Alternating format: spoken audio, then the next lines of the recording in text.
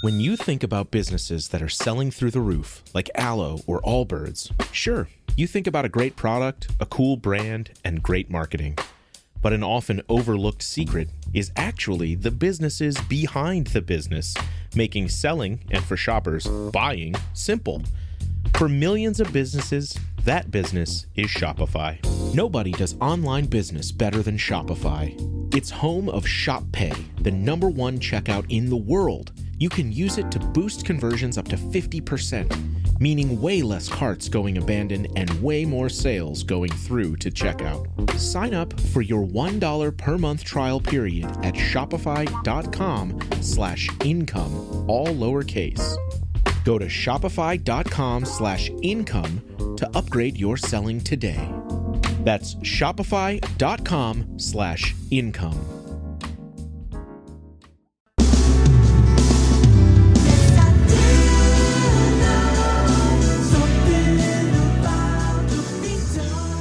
Hello and welcome to SATB 224A of A through C 224, which we will be parceling out over the next couple of weeks. So you're going to get boom, boom, boom. Feast or famine with this show, folks. Anyway, it is a timely thing this holiday season with Christmas, Hanukkah, Thanksgiving. And speaking of Thanksgiving, wasn't that a Thanksgiving to be grateful for? What was given to us on Disney Plus, the initial installment of Peter Jackson's long-awaited 4 years in the making Get Back film. Now, we have done several shows, as you know, as was pointed out recently, on the Let It Be story, the making of the film, the January 1969 project, going into what was called at the time The Beatles at Work, before Get Back materialized along the way. We've come at it at all kinds of angles, particularly with the guests Dan Rivkin of They May Be Parted blog and Duncan Driver. And we tried to do as much as we could in advance without actually seeing the film, by way of analyzing the lay of the land and where we thought, knowing what we knew, Peter Jackson should go with it. Now it's here. Now we've all seen it. Expect some of you have seen it more than once.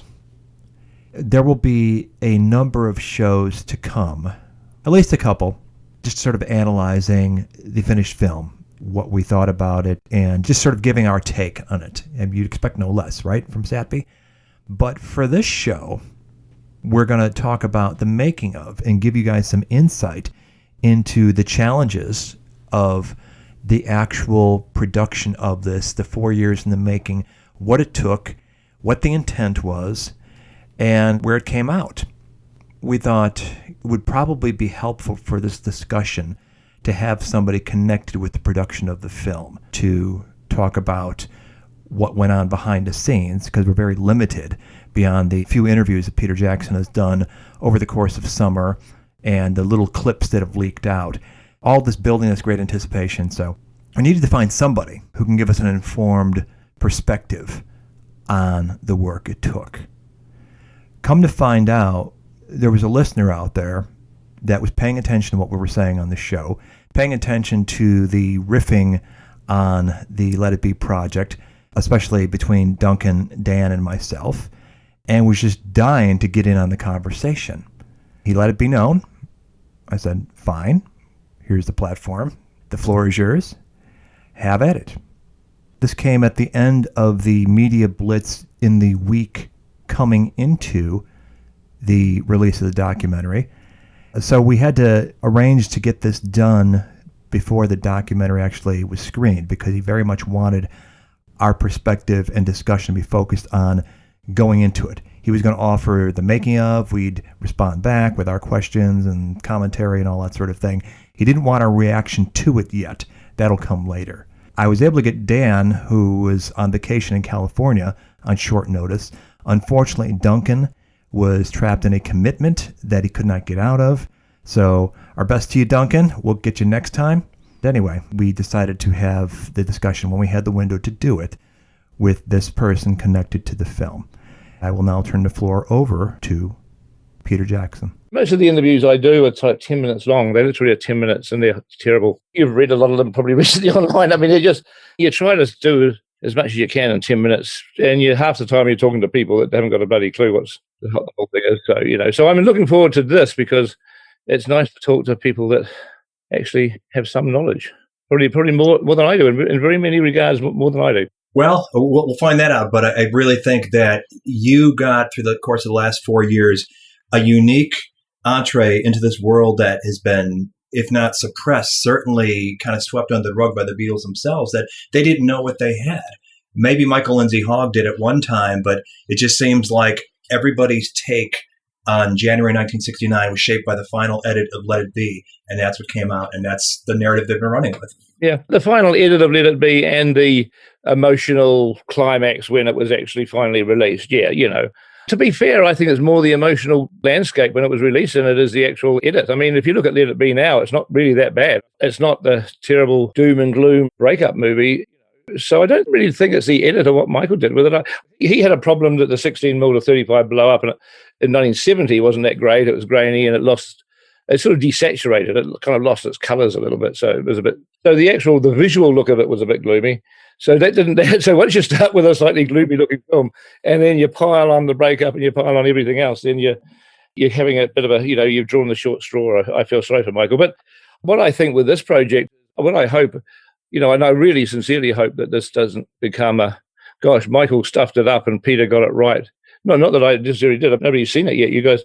But I hope it doesn't become that, because that would be unfair to Michael. Because if people like anything I've done, I'm using Michael's footage. I mean, at the end of the day, I'm using Michael Lindsay Hogg's film, the stuff he shot. And so if anybody gives me credit for anything, that's shared with Michael Lindsay Hogg. So, I don't think it's going to be at all fair if people assign Michael Lindsay Hogg to Let It Be 1970 and I'm Get Back 2021, because that's just not fair. In very many respects, Michael is a partner in Get Back as much as anything. So I hope that people have a balanced sort of attitude towards it, because it would be very, very unfair to Michael. And Michael's been incredibly supportive of me all the way through this project too. So I just, anyway, we can talk about all this as we go along. I'm sure it's a topic we can dig into with a lot more depth. Just the whole, what Michael shot, how he shot it, and how I've used it really is the thing, isn't it? That's the key to it all. Michael's almost a co-star in the film. When you listen, or at least when I listen to the tapes, he's a co-star as far as the people involved. And I wondered how you would attack that when it finally came to making your film. Well, completely. I mean, you see, the thing when you're making a movie like Michael shot and then he cut Let It Be together, you tend to not put yourself in your own film if you're a director. And even if it's a documentary and you've got these cameras a bit unpredictable, kind of shooting different angles. So sometimes I can't remember seeing Let It Be a couple of times in the last 3-4 years. I can't particularly remember Michael how much he's in it or not. But if he's in it, it's sort of by mistake. He just happens to be standing somewhere where one of the cameras catches him. But that's not yet the intention. But in our movie, I mean, I always went into our movie with a philosophy that we're showing Michael trying to make his film. I mean, we have multiple storylines. We've got the Beatles trying to write and compose and record these songs, or plan for a show and then end up recording them in Savile Row. We've got the interaction and personal relationships between the Beatles. We've got Michael with 2 cameras trying to film a film while all this other stuff's going on, planning a show. Where's the show going to be? I mean, it's got multiple story threads through it. And Michael certainly is one of them. And to be honest, that's one of the ones I enjoy the most, because as a filmmaker, I like it because I see him suffering so much. Not because I like Michael suffering, but for me, it's entertaining seeing another director tearing his hair out silently. He keeps a pretty stiff upper lip and a good humor about it, but I can really feel for the poor guy. He's trying to pin them down. They're like little wriggly worms that refuse to get pinned down. It's like, so are we going to do this? It's they have a discussion about where they're going to do it. And at the end of the day, and everyone's going to absolutely, yep, we're going to do this, we're going to do this. So is that an agreement? And just when he wants them all to say yes, they say, well, let's sleep on it overnight, and tomorrow we'll come in and we'll tell you tomorrow. He's tried to pin them down. Of course, tomorrow morning, it's like, oh, we've gone off that idea now. It's kind of, poor guy. It's sort of vaguely, in a sadistic way, I like seeing this Michael sort of struggling, but I do feel for him. I think I'd go insane if it was me. I love that in the clips you've released so far, you've got that bit in there where he says, documentary is grinding to a halt. Grinding to a halt? I think it's taking off. Here we go. Michael's very, very funny. He's also very blunt. I mean, one of my favorite Michael lines and I probably won't get this right, but it's basically along the lines of some point, it's in Savile Row, one of the Beatles says to him, because they're kind of almost teasing him. It's their best interest that Michael's making the best film possible, because it's their movie, they're paying for it. But they kind of are almost enjoying him struggling. They know that they're making it hard for him. And they're kind of, so it's a really weird cat and mouse sort of a game. Anyway, one of them says to Michael, so how's the film going, Mike? And Mike says, well, if it's going to be a movie about nose picking, chain smoking, and ass scratching, it's going really well. I mean, that's the way he talks to them. He has no respect for them at all. It's kind of, and they don't. I mean, it's all just done in good fun. I think Paul McCartney says, "Yes, Michael, we're very, very uncouth people, aren't we?" It's done in all good humour, but it's sort of it's very, very, very, very entertaining. Michael's suffering in the hands of the Beatles is sort of partly they're enjoying it, and as the audience, we kind of enjoy it too. Sure. It's funny because on the one hand, I don't know how much footage there is accompanying the audio that we've had. And Dan has done a great job of dissecting it. I was wondering, well, before I go down that question, I was going to ask you, did you, prior to 2017, prior to having any inkling that this was going to come your way, have a great deal of familiarity with the stuff that was out there, such as the A.B. Road bootleg series of all the Nagras? Did you read the Doug Sulpy book, Drugs, Divorce, and the Slipping Image? Had you that kind of familiarity with it? I hadn't familiarity with the book or the A.B. rolls by the time I started. What I had as familiarity and was like 30 years of collecting bootlegs. Vinyl at the beginning, like, I think the Black Album was the first Get Back bootleg I got, which is back in 1980s, maybe late 80s or something. And then after that, I collected as many bootlegs as I could. And for a few years, it was vinyl. And they used to release Get Back sessions, box set vinyl. I mean, those with about six vinyl LPs in there in a box, and flimsy sort of box. And there was lots of them. There was lots of them. And then they flicked into CDs at some point. So in the last few years, I haven't really paid much attention to what the bootleg scene's like, and because I was busy on other things. And also, I used to find the Get Back session bootlegs kind of interminable. I won't claim that I listened to any of them all the way through. I mean, maybe the Black Album, because it was the first one I got, and I was highly excited about it, but I would collect them. I mean, I'd collect other bootlegs and listen to those, especially when all the good stuff started to come out on CD, all the Abbey Road session stuff. I listened to all that. And anyway, when we started this project, when I began to look at all the stuff that Apple was giving me, when I sort of got on board it, I got the Sulpy book then. That's proved as a reference book is incredibly helpful to us because it tells us where we can find songs. And also we can look at each day. I mean, I'm certainly very grateful for that book. I think it has problems in hindsight now that I know what I know, but nonetheless, it doesn't take away from its incredible usefulness just as a reference source for us. And the AB box set, about 30 odd discs, 35 or something, 35 discs. We bought that when we were underway, and I had a poor assistant editor go through all of our Nagras, all the Nagras from Apple, in case there was something that wasn't on the Nagras, because there's still 40 Nagras that are missing, you see. So I wanted to establish, because that's about 10 hours of audio that's missing. And I wanted to establish whether that 10 hours actually has appeared on any bootlegs. So I said, can you just go through this and compare it with as it was? It doesn't appear that those 40 missing Nagras have ever been on a bootleg. We can't find any bootlegs ever, and Apple can't either, that contains the audio from those 40 missing Nagras. I managed to find some myself through a separate means, which I can talk about. We got about three hours of it, so there's still about seven hours missing. But the 3 hours we got some quite good stuff on it that's never been heard before. So, do you know off the top of your head what days those were? They're all over the place. I mean, not off the top of my head, but I do have all that information. I mean, if you want it separately to this, I'll certainly get it for you, because I know that you guys are good. It should be in the record. It should. I mean, all the work that we've been done as forensic work, we're going to give it all back to Apple to their files, but I'm happy to hand it over to people that have a serious interest in it, because we've done 4 years of work on this, and it shouldn't stay with us. I don't think it's 40 tapes in a row in a clump. I think they're dotted all over the place. We do have that. I mean, we have the records of exactly where the missing Nagras are, because we've strung it all together in a really forensic way. And so if we hit a spot where there's audio missing, and sometimes there's picture, so you're getting just mute picture, but sometimes it's audio missing where there's no picture, so it doesn't really matter so much, apart from the fact that there's no audio there. But we do know exactly these spots where it's missing. I mean, I can tell you one, because we use some of it in the cut, is the first day at Savile Row, the first day back at Savile Row. The first day at Savile Row in the movie, and Michael's footage, is the second day at Savile Row.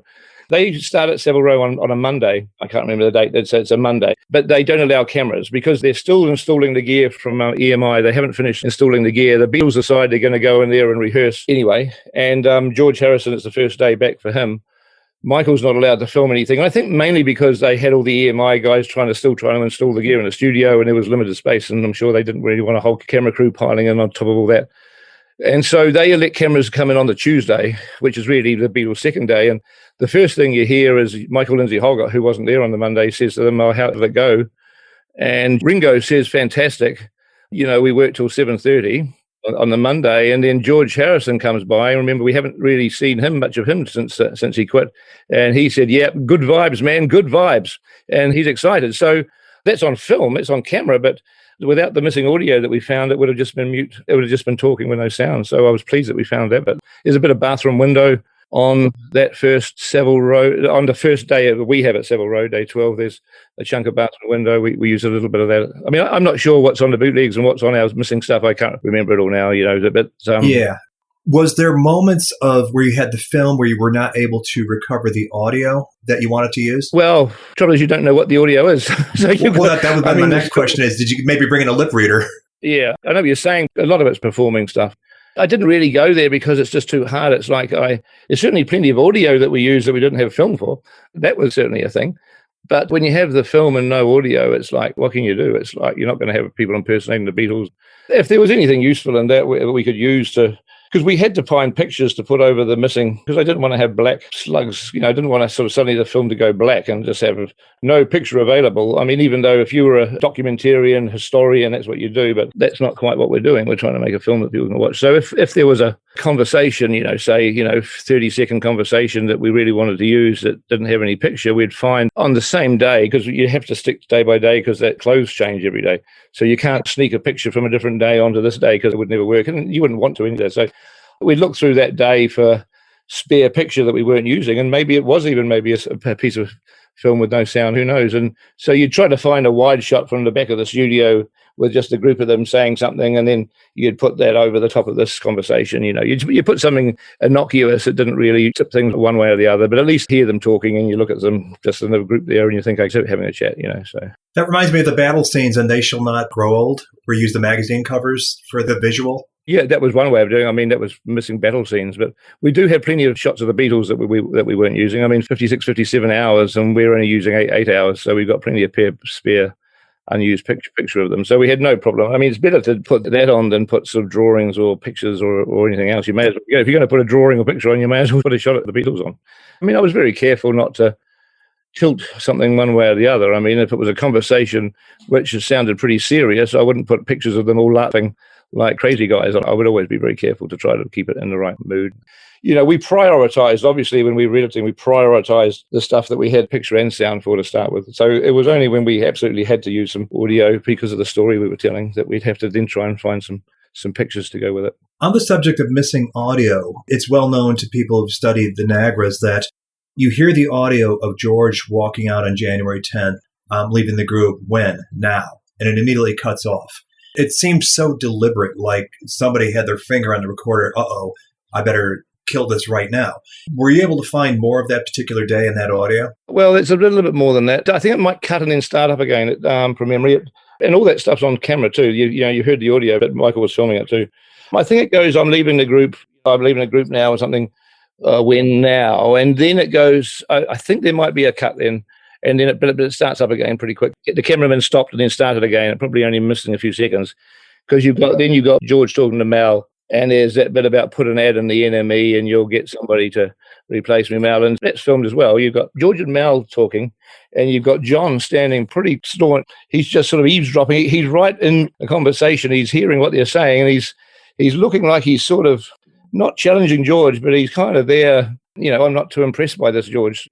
He's got the body language of somebody who's saying, "Are you really serious, mate?" And then you hear Tony Richmond's voice, or maybe Pete Sutton, who's the sound recorder, saying, "Are you still rolling?"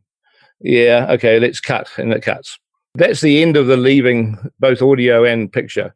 The next time they roll film and tape, it's when they've just arrived back from lunch.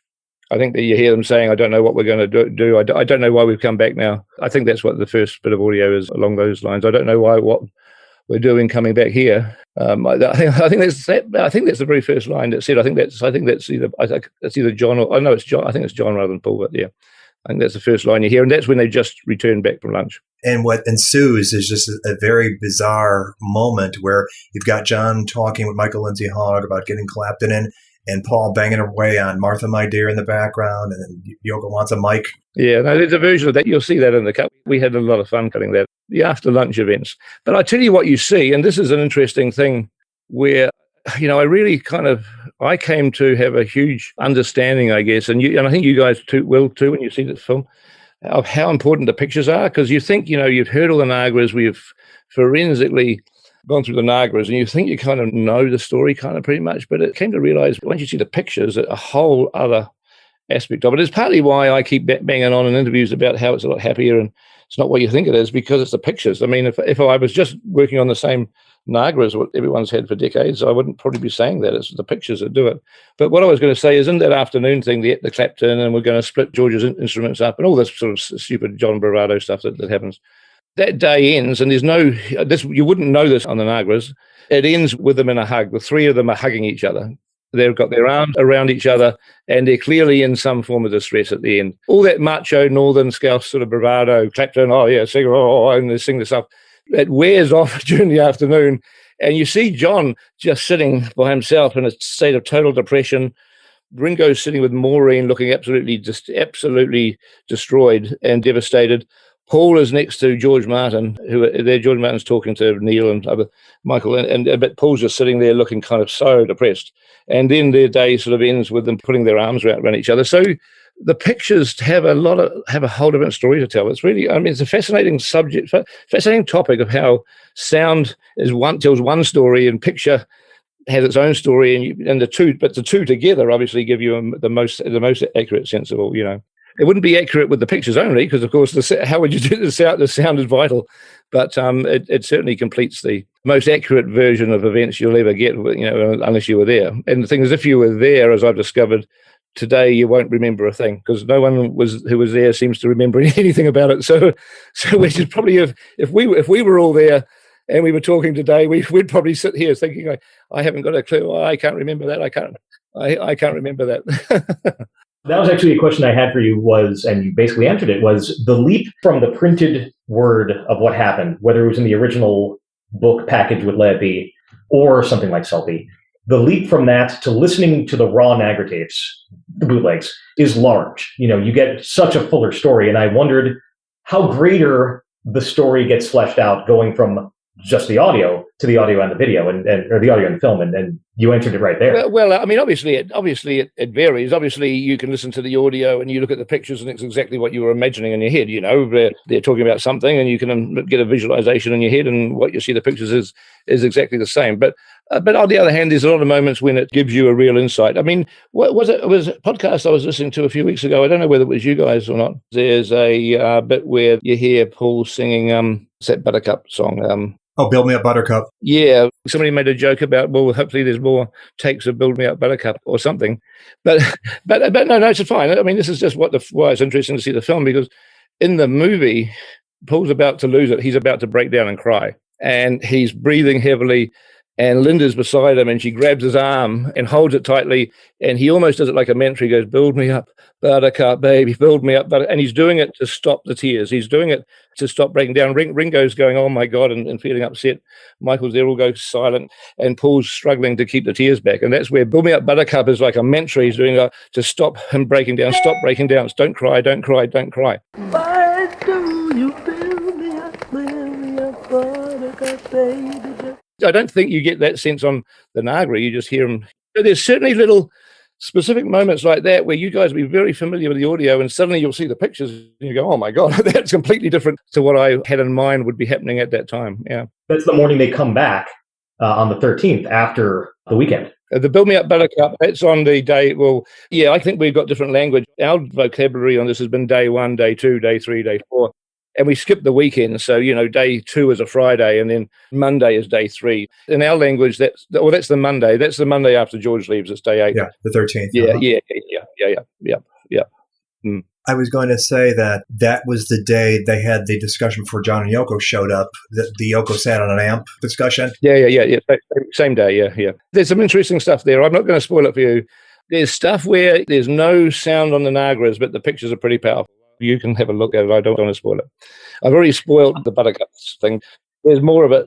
You just have a look. That's a good example where there's literally periods of that conversation where there's no audio, nobody's saying anything. I mean, I think the tapes are running, but there's silence. And what's happening on those pictures is pretty, I mean, it actually probably will make you cry.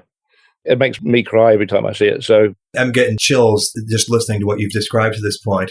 What was cool that we've talked about on the show before, and again, the people who studied this are well familiar with the exchange between John and Paul, where Paul's leaning on John about, so you're going to come up with some material? And he goes, well, I'm going to work on something this weekend. That's another good example. Yep. Carry on. Well, I was going to say, having now just seen the visual to it, nothing at all like what I envisioned. Oh, have you seen it? I saw it's somewhere. I don't know if it was in the 60 Minutes piece or where, but where they're both looking up as they're having that exchange. Yeah. Well, what happens is it's actually quite interesting, the bit leading up to that, because it's a bit they're talking about the feedback, shut this feedback off. And it's just after I Mean Mine has been played. George has played I Mean Mine to the guys. And soon after that, anyway, and there's feedback and everything else. John is standing over by like a table with a cup of tea or something on it, or something. And you see Paul pacing. And now that we know what he's about to do, you see him being nervous. And he's like one of those things where I've got to talk to this guy. I've got to talk to him. I've got to have a hard word with him. Okay, I'm going to wait for the moment. I don't want anyone in around. Okay, right, I'm going to move in now. He moves in. And the first 2 or 3 words or lines, it's like, so are you going to come up with some more stuff? We're going to face a crisis. And then both guys realize that bloody Michael Lindsay Hogg swings this boom mic over their heads. The serious conversation gets underway. Like Paul and John just get underway. Paul finally plucks up the courage to confront him. And John said, what? And then they both realize that there's this bloody mic above their heads, and they both look up and start clowning around, and they finish the conversation, but they're doing it to the microphone now because they realize they've been sprung. They've been sprung by the cameras and the mic. So in a weird way, Michael was filming it just fine. He didn't have to swing that thing in because we could hear it and see it before. It was really the swinging into this boom mic, which wasn't actually required because the audio is perfectly clear without it. But they noticed it, and that it would have been nice if that hadn't happened, because then we would have just got the serious version of the conversation all the way through. But they start hamming it up and clowning around halfway through. So. And again, you draw a different interpretation of that. Absent that visual, and you just hear the audio and John being silly, you can interpret as him deflecting Paul's very serious demand of him. But here they're both kind of changing course once they recognize they become self-conscious. I think just before they see the mic coming, I think John prods him in the chest. I think Paul comes up and says, so when, something I forget, so when are you going to come up with another song? And John turns around and he does a prod in the chest. He says, what? Yeah, Paul, not seriously, not like aggressively, but just like you do to make, what are you saying? And then at just that point, the boom mic swings in, yeah. I was wondering, because we discussed this on the show before about how if all you know of the Let It Be project is what you heard on the Nagras, which is a lot of discussion between 30 takes of Long and Winding Road, but what you've seen in the film, and that includes your sneak peek last year and other stuff that's surfaced, Winter of Discontent, bootleg, things like that, it's almost like night and day. You get the more serious, intense discussions through the audio, and all the visual seems to be, a lot of it is goofing around and clouding and things like that.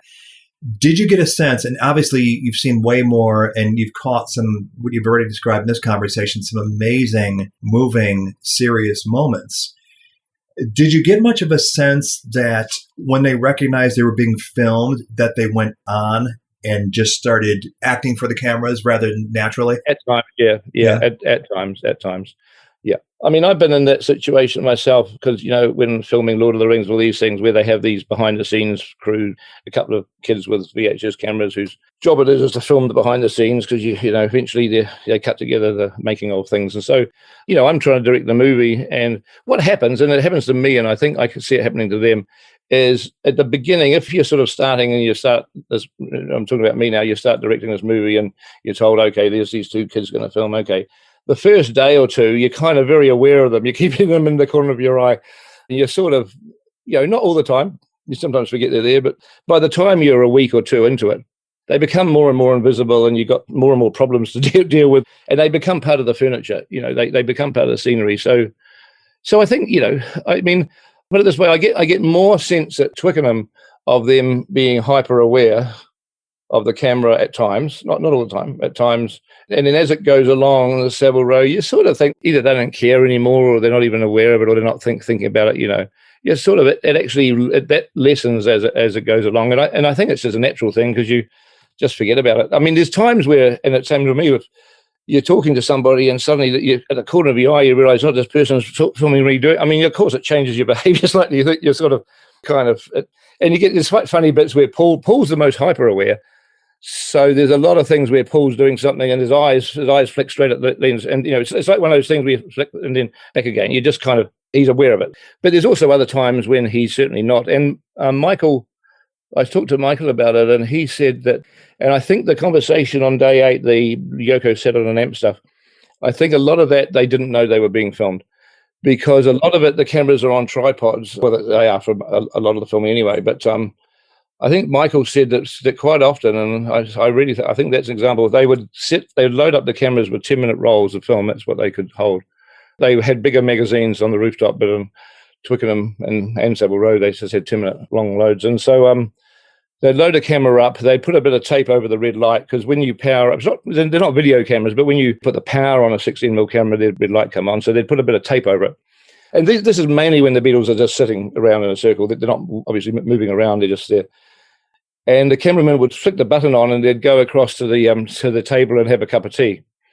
And so if the Beatles are looking up, if they're in a private conversation like that Yoko one, and they're glancing, are we being filmed or not, all they see is a camera sitting there, no apparent clue that they're rolling, and the cameramen are over there somewhere drinking cups of tea. So Michael employed, and this is where he deserves a huge credit that he never ever gets, he employed a lot of tricks too, because all the things you're talking about are they aware they're being filmed, Michael was doing every trick in the book to try to film them when they weren't aware that they were being filmed.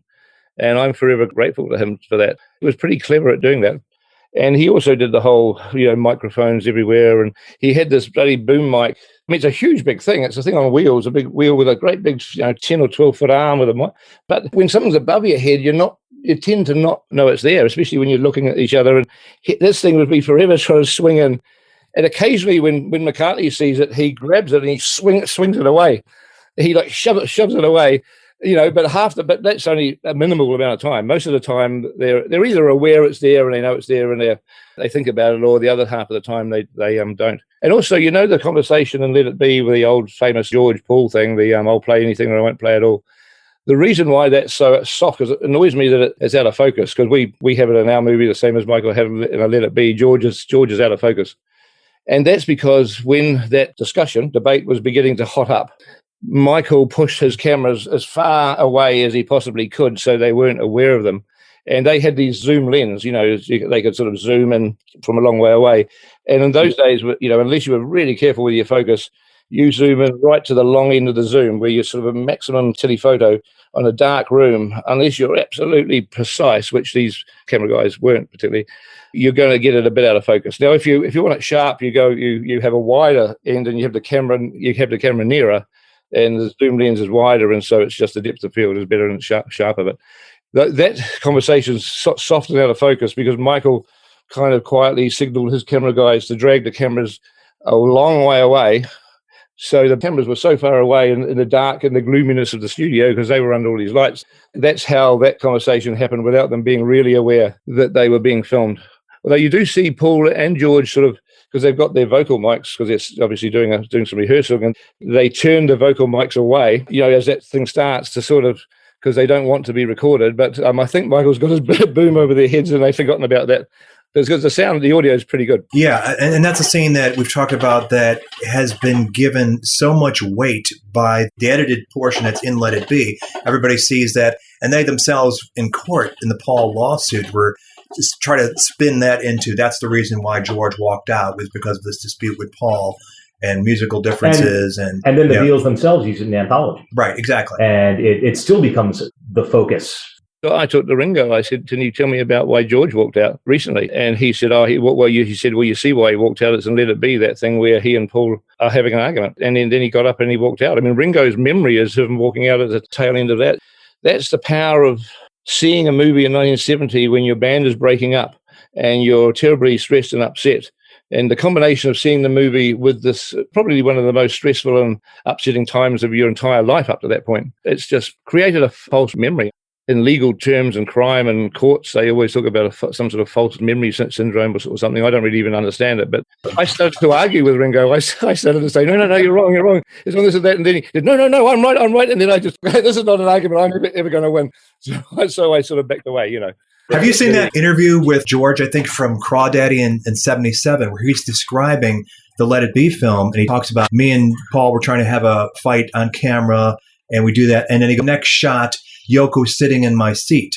Well, as we know, that's not in Let It Be, but maybe it was in Michael Lindsay Hogg's earlier cut, and that's what he's remembering. It was in his earlier cut. He did have a bit of that post-George leaving. Don't know whether he had a bit of George actually saying, I'm leaving the band now, but he had a bit of that Yoko jamming thing, and it was cut out. You guys have a look at it. You have a look at it on Disney Plus, because I think, I might be wrong, I might be talking out the top of my head, because it's been a while, but I studied that jam after lunch, and I think Yoko's sitting beside his blue cushion. I'm pretty sure I was looking, I couldn't be definitive now, but you'll be able to look at it yourself, because most of the camera angles are in there. I mean, she sits down and she does her thing, and so she doesn't sort of move around. I don't think she's sitting on his little precious blue cushion. I think she's sitting on the rostrum beside it. I think it's right beside it, to be honest with you. But you just check it out. I can't remember, but whatever I've seen is in the cut. You'll see it too. I don't think she's technically on it. She's 18 inches to the side of it. And then Michael Lindsay Hogg after that tells the cameraman, get a shot of the cushion. Oh, he gets many shots of the cushion. Believe me, the cushion gets huge amount of coverage. He sees endlessly shooting the cushion. He's fascinated by the vacant blue cushion. Yeah, and John, of course, at some point says, "Take it away, George," when they're doing that jam. And he's like, "Kind of the blue cushion." yeah. That's a lot of humor. The psychology of that after lunch when George is gone is really interesting. I read it. This is not definitive. This is my impression. Everyone has a different impression, I guess. But my impression is these are northern Scouse boys, macho-y sort of boys, not used to dealing with emotions of any description. And they come back in a fairly aggressive kind of way. I'm so pissed, says John. It's like they're sort of angry at George going to some degree, and they go into this nutty heavy metal. I mean, you've heard it. I think this is one case where hearing it is probably, you can imagine the pictures, and it's probably pretty accurate. They go into the crazed sort of heavy metal-y kind of thing, and Yoko jumps in and all that. And I just think that's bravado. It's a sort of bravado. They've had a shock, and how they deal with the shock. They're pushing the emotions away and just kind of coming at it like they're coming out of a Liverpool bar when they're 15 years old and there's a bunch of teddy boys there, and it's like they're kind of, it's sort of a bit of that. But then, as I say, as the afternoon wears on, that bravado kind of seeps away, drains away. You can see they're pretty distressed by the time the day ends. There's a lot of references in the Sulpy book periodically throughout that intimate that they're drinking an awful lot of wine throughout these. And it's something, minus the visual, you have no way of knowing. But you can sort of infer it by maybe the way their speech starts to slur, or the way their performances are coming off. Did you find further evidence of that? One of the criticisms, yes and no. One of the criticisms I have of the Selfie book is that there's a bit of some of the editorializing, which I'd call editorializing. You listen and you paint a picture. I think sometimes he gets that wrong, unfairly. It's like, I can't remember an exact example, but the sort of thing is, John's clearly had enough of this and decides to move on to another song. Or clearly, John's had enough of Paul doing Teddy Boy and make some moves. He sort of makes assumptions or editorializes. When you see it, it's not in the slightest bit true. If it's true on any level, they're clowning around and having fun. However, the drinking, they generally, most days, almost every day, they have happy hour, which we have not when we're shooting a movie. We don't have alcohol on the set, but when we're in the office or something at 5 o'clock, 5:30, you sometimes have happy hour and a bottle of wine comes out and you have a glass of wine. That happens most days. I mean, there's certainly, so I'm not saying that there certainly is wine drinking, but it's towards the end of the day. It's like the last hour of the day, and it's not, they don't get pissed or anything. There's times when Selby says they come back from lunch and they're clearly been drinking, which I don't agree with them on. But there is two occasions where they do get pissed. One of them is, I'm just trying to remember my days now. It's the last day in part 2, which is day 16, which is a Saturday. It's Saturday. It's the day before Heather McCartney comes in and they do the rock and roll songs and all that. It's the day where they've gone up and done the Ricky on the rooftop, actually. And they come back, and at the end of the day, they're doing Let It Be. And it's incredibly funny because they decide they're going to sort of, do some more. They're not trying to record it particularly, but they're trying to do more work on the structure of the song, solos, it's the solos and verse, chorus, verse. And they're drinking scotch and coke. And they're drinking, and the happy hour starts a little bit too early. It's not wine, it's scotch and coke, and they get a bit too keen on it. And by the time that's underway, they're all, certainly Paul is at the piano almost pretty sozzled. John has had a bit too much. George is pretty tipsy. Ringo, I don't think, has drunk anything at all other than tea. But it's very, very funny. The more tipsy they get with the scotch and cokes, the funnier they are. They're very, very humorous. John yells out all sorts of insults to Paul about Let It Be. Paul's laughing. He's right. Okay, that's it. Roll that roll. We're going to do a great one here. We're going to do a great one. You read Doug's book, and he says that, and this is what follows. And he's not really playing the drunken thing. He says, what they do is a single most worst performance of Let It Be ever. He's criticizing them. Well, it's fun, and you see it because they're totally pissed. Paul says, I'm a bit tired. I think we better pick this up tomorrow. But it's actually very sweet. It's very sweet and very, very funny. There's nothing wrong with it. It's quite humorous. John, the second verse has 2 choruses. The first one we have 3 minutes.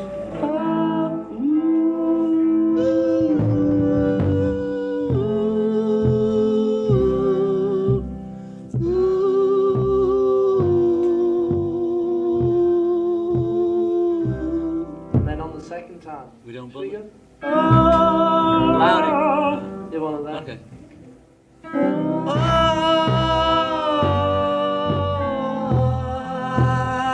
It's still on the same note you were on.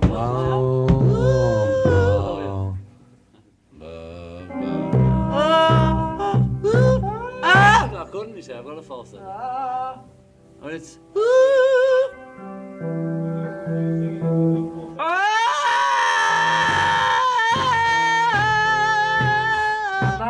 Speak up, son.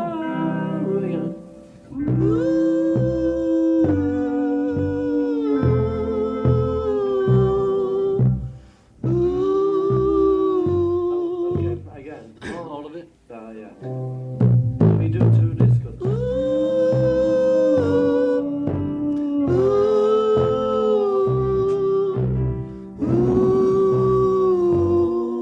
That one.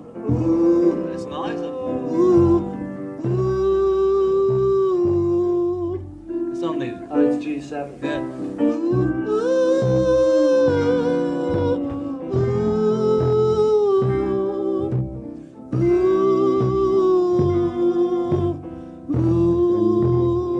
Actually, I'm meant to be the stable singers on here.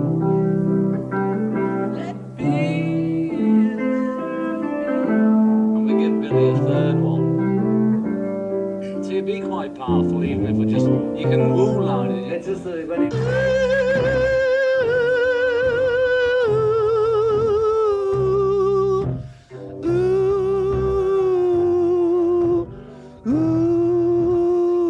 Hello.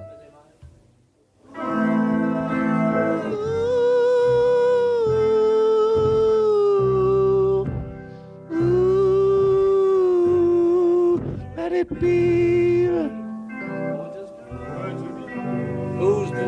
It's just, I don't know really. It's always a bit funny that because I think He's going to be all bapping over the around place. like Wilson Pickett, So if we just get just like Wilson Pickett, probably. he'd probably turn into him. And the other one is surprisingly I don't know, the day that they record Don't Let Me Down, they actually did the version that's on the B-side, about 2 days before the rooftop. They're pretty sozzled when they do that performance. So whenever you hear, have a look at it in the movie, whenever you hear that Don't Let Me Down on that 45, they're pretty half cut when they're doing that. It's quite funny. George Martin comes in, says to them, he's sort of trying to get them to stop clowning around because they're clowning around because they're a bit drunk. And he says, look, George Martin comes in like the school teacher, and John Lennon jumps up and he says, I've had a few to drink, George. Remember Bob Wooler? Remember Bob Wooler? He's doing it in a very, very, very funny way. It's a very jokey way. Peace on earth, peace on earth. And he's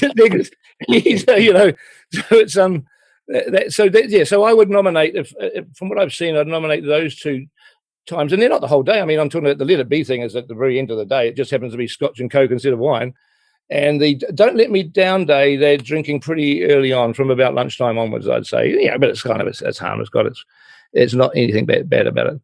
There's a couple of times when I suspect, and none of this is on film, and none of it's mentioned, but I suspect at Savile Row, a couple of times they've probably gone off into the loo and had a joint. I think there's a couple of little patches where they're very, very giggly, and it's very funny. These guys are very funny when they and I just wonder. I think I suspect they've had a little puff of something, because they're very, very giggly and childish for a short while. You know, you get the odd sense of that, but who cares? You know, who cares? It's only it's just minimal. It's not all day. It's not every day. It's not nothing. It's just odd little patches. You know. And then obviously there's John. John has a couple of bad days in Twickenham, where he's certainly taken something the night before that he shouldn't have done. There's no doubt about that. So, you know. Yeah, I was going to ask you about that on that subject. If in all the visuals you've been able to collate together, the one thing that we know is the Two Junkies interview with him and Yoko. Yeah, sure. I know that one too. We don't see that. I mean, we could have gone to Canadian TV and got the rights to it. Maybe we could have. Maybe we couldn't. I don't know. We didn't try it. We just wanted to stick with what Michael shot. But you see, John. I mean, John comes back. I just thought it was better to let John tell us rather than us have the Two Junkies interview. I just thought, let's not be voyeurs like that. John comes back and says, I was just sick on TV. You know, I had something last night I shouldn't have done. I'm abusing my body. I mean, John, let John actually just tell us and own up to it. Michael doesn't film any of that. I was wondering whether Michael would actually get a wide shot of the Canadian camera crew talking, but he actually doesn't. What I think happens when you look at the cut at our movie, there's a bit where the other guys are sitting in chairs in the corner somewhere, and they wheel in these big trains from the Magic Christian. These sort of plywood, they're just unfinished wooden things on wheels. A big train carriage comes in, and they wheel this thing through the big door of the studio, because they need to put the Magic Christian sets, because the Magic Christian is going to have to move into the studio pretty damn soon. So they start wheeling in a sort of unfinished train carriage with the other guys. We're not with John and Yoko, who are somewhere else. We don't see them. But they're in the same studio, and the other guys have some jokes about that and talk about making a movie and all this sort of stuff, which is what we see in our film. And looking at the Two Junkies interview, there's a bit where they get interrupted by a noise, and it's like, and John says, "Oh, sorry, folks, there's a bit of activity happening off camera here. Sorry, folks." And I think that's probably when the trains are getting wheeled, and I think that's where you would sync those two up. I think what John is being distracted by, with the crew moving around the noise, are probably these two train carriages getting moved in, which Michael is filming, but you don't see John and Yoko in the actual shot, and nor do you see the train carriages in the Two Junkie shots. So, but I think that's probably where the two line up, I suspect. Wow, that's amazing. The Peter Sellers drop-by visit. Do we see much of that in your cut? I keep forgetting now. Some of this was edited so long ago, I forget how long the original one is. I mean, we've got about, I don't know, 3 or 4 minutes of him. I mean, he comes and goes pretty quick in the original thing.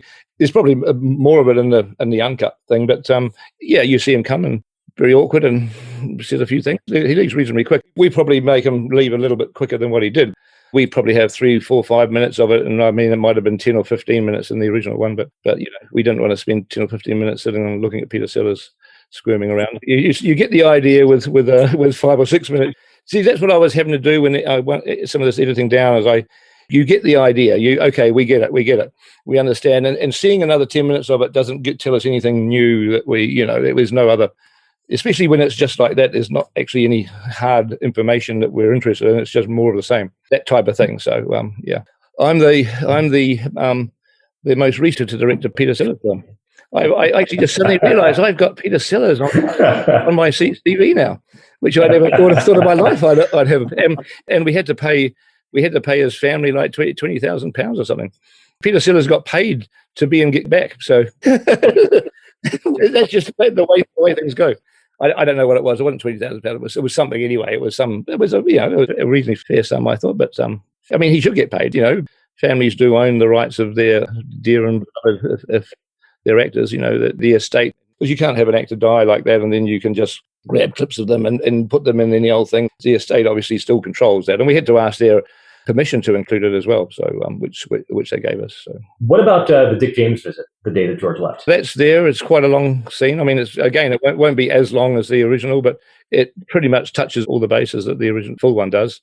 They quote a lot of song titles from the catalogue, but they don't quote all the song titles.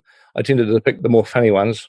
Something about a baby dying in a cradle, and a lot of World War I. Yeah. There's a few of those titles are really funny. So I tended to, since I couldn't, you just didn't want to sit there and use them all. I picked the funny one.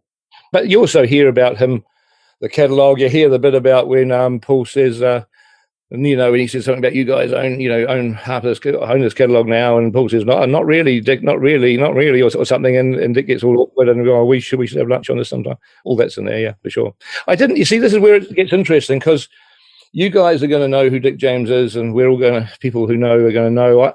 I thought about it, but I didn't stop the whole movie and explain to the average viewer who Dick James is. I called a music publisher or something, Northern Songs, and it's clearly a bit of an awkward conversation. You get the idea that John sort of ignores them completely. He just doesn't want to really, almost. He gets excited.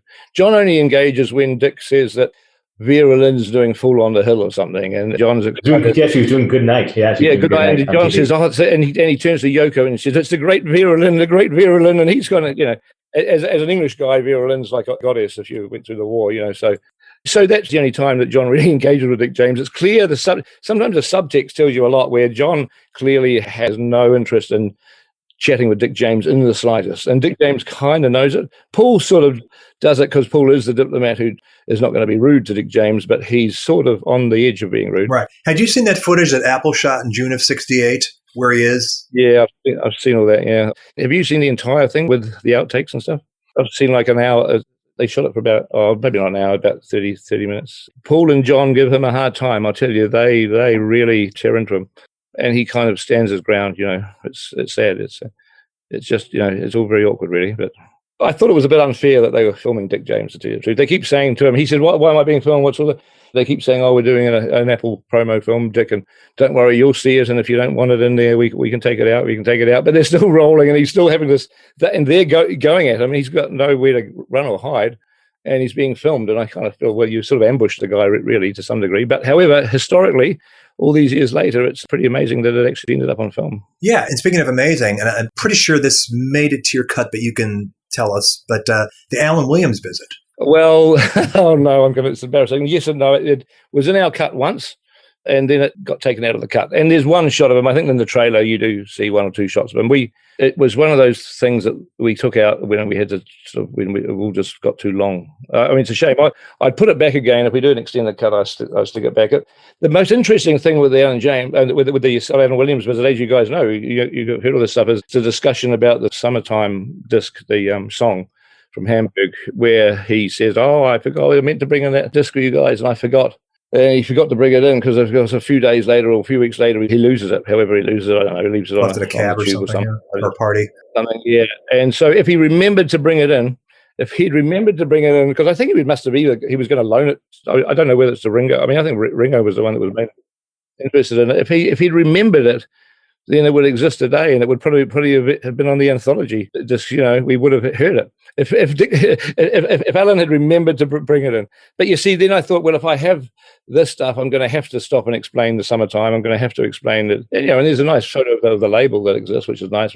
When you see the movie, it was a point in the film where, because of other things that were going on, it just didn't feel right to kind of stop dead and do that. But it's a perfect extended cut sequence if we ever do an extended cut, which is not by no means guaranteed. So that's interesting you say that, because originally it was announced that it would be the 3 2-hour segments on Disney Plus, and like in the last week, it's suddenly almost up to 8 hours now. I'll tell you why that happened, because it was 6.5 hours earlier this year, and that's what the Beatles saw, and when they saw the first cut, so it was the first thing that time they saw the finished thing. They liked it and everything, and we showed it to Disney. And then it became, we watched it a few times, and it just felt a bit too long. And we spoke to Disney, and they said, well, yeah, it'd probably be better at 6 hours. Well, 6.5, so better at six hours. We trim it down. So we trimmed it down. That might have been when Alan Williams got lost.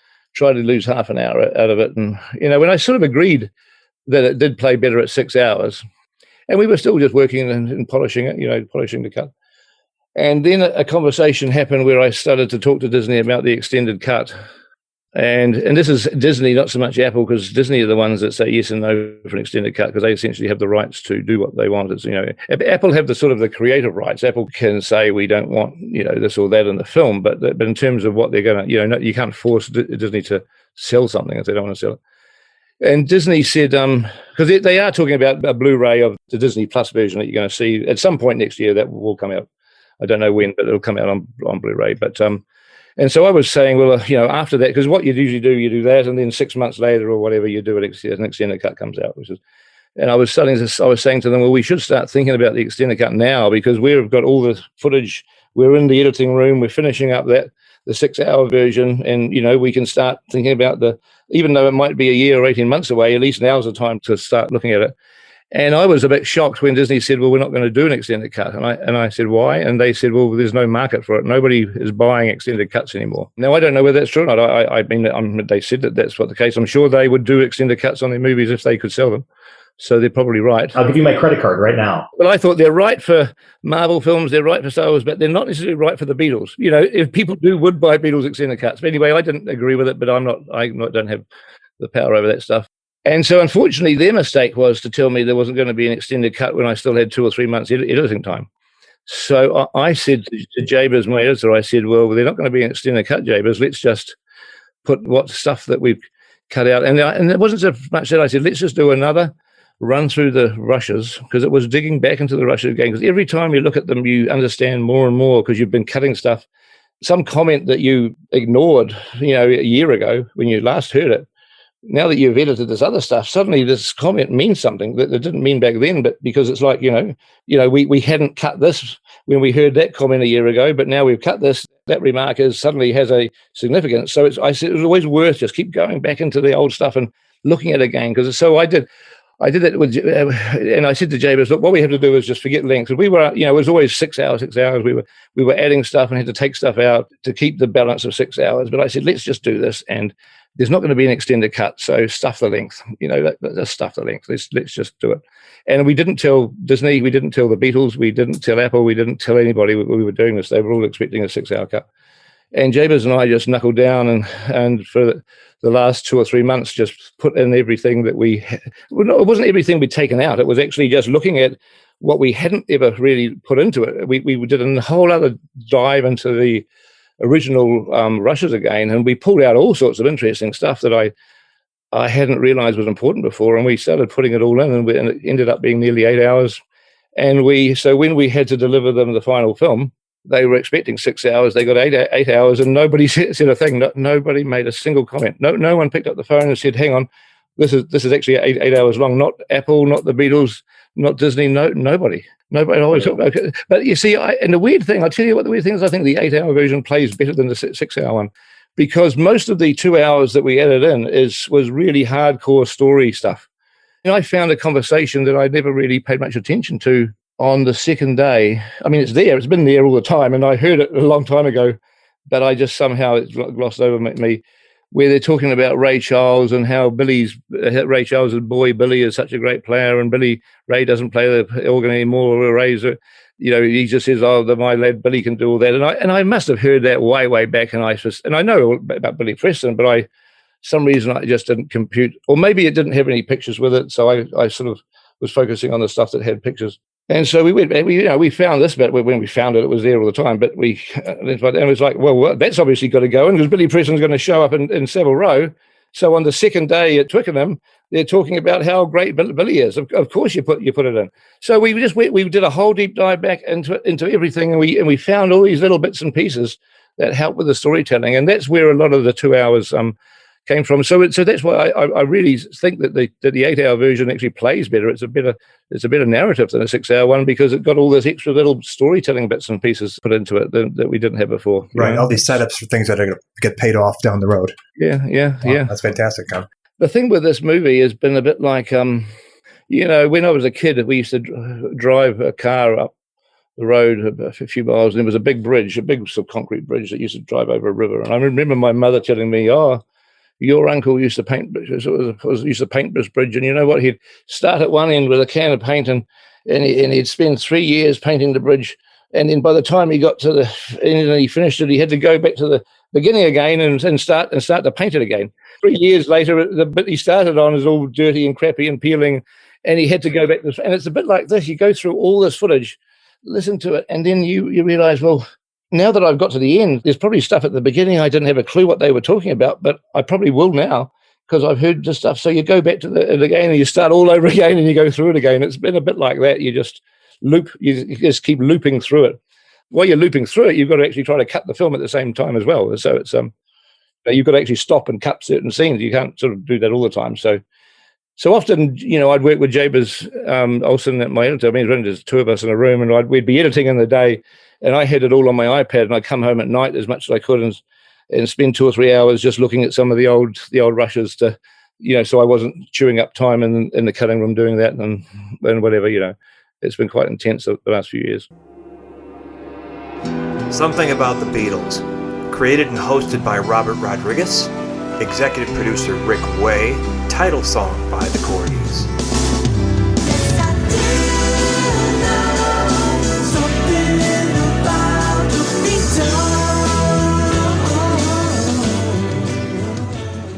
There's more I want to add to this. In the great Peter Jackson tradition, we are doing this in 3 pieces, so you will be able to hear part 2 in a week, part 3 the week after that. But I also want to point out to anybody who might find this of interest, we are going to be posting on YouTube the video to the interview, and also other SATB shows going forward we're going to be posting on YouTube as well. So it's one more way you'll have access to the show. A lot of people have been asking about Spotify and why we're not on it. There were some issues with that. We were on it briefly, then we weren't. We're going to come back to it, and it's going to be under the name Something About the Beatles Raw. All that means is that it is the shows, the conversations, minus some of the production and the audio clips, and that will be a bit more of a streamlined show. But for somebody who like your podcast mean and lean, that'll be the way to go. Otherwise, the full-blown bells and whistles shows will be out there, as always, on all the platforms that they're on for the foreseeable future. But if you just want the dialogue, you'll be able to get it that way, mean and lean. Something About the Beatles Raw. So subscribe to the YouTube channel, Fab4Con Jam, where all the shows will be posted going forward. Also follow us on Instagram, Something About the Beatles 1964. Follow us on Facebook for daily On This Day in History posts and news. And follow us on Twitter. SATB Show is the Twitter handle to be up to date on all the stuff that's going on, because there's going to be a lot of stuff going on. I will tell you now that the intent is to get more shows out regularly. They might be multi-parters. If we keep them down to around an hour in length, we'll just parcel them out like that. That way you can digest them quicker and I can turn them around faster. Hope that sounds good to you. Otherwise, happy holidays. We'll talk soon on the next installment next week. Peter Jackson, The Making of Get Back, 224B.